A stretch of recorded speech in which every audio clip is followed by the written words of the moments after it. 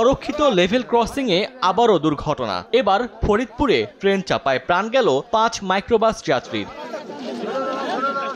রাজশাহী থেকে ছেড়ে আসে ঢাকাগামী মধুমতি এক্সপ্রেস ট্রেন। পথে মঙ্গলবার দুপুর 12টার দিকে ফরিদপুর সদর উপজেলার গেরদা কাফরুল এলাকায় অরক্ষিত একটি রেলগেট পার হচ্ছিল যাত্রীবাহী একটি মাইক্রোবাস।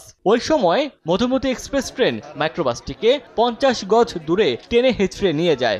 এক পর্যায়ে দুমড়ে মুচড়ে মাইক্রোবাসটি উল্টে রেল লাইনের পাশের একটি পুকুরে পড়ে যায়। এতে ঘটনাস্থলে মাইক্রোবাসের 3 যাত্রী মারা যান, আহত হন আরো 5 জন। তাদের উদ্ধার করে ফরিদপুর মেডিকেল কলেজ হাসপাতালে নেওয়া হলে আরো 2 জনকে মৃত ঘোষণা করেন চিকিৎসক।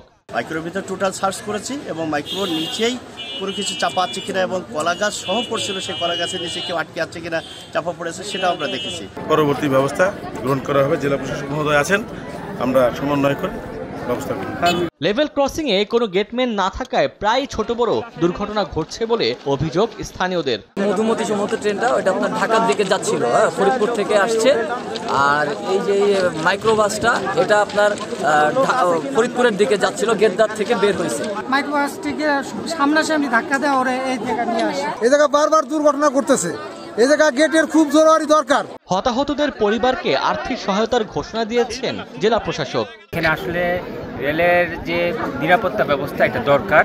এখানে স্থায়ীভাবে একটি নিরাপত্তা ব্যবস্থার জন্য আমরা মন্ত্রণালয়ের দৃষ্টি আকর্ষণ করব এবং যাতে করে পরবর্তীতে দুর্ঘটনা না ঘটে।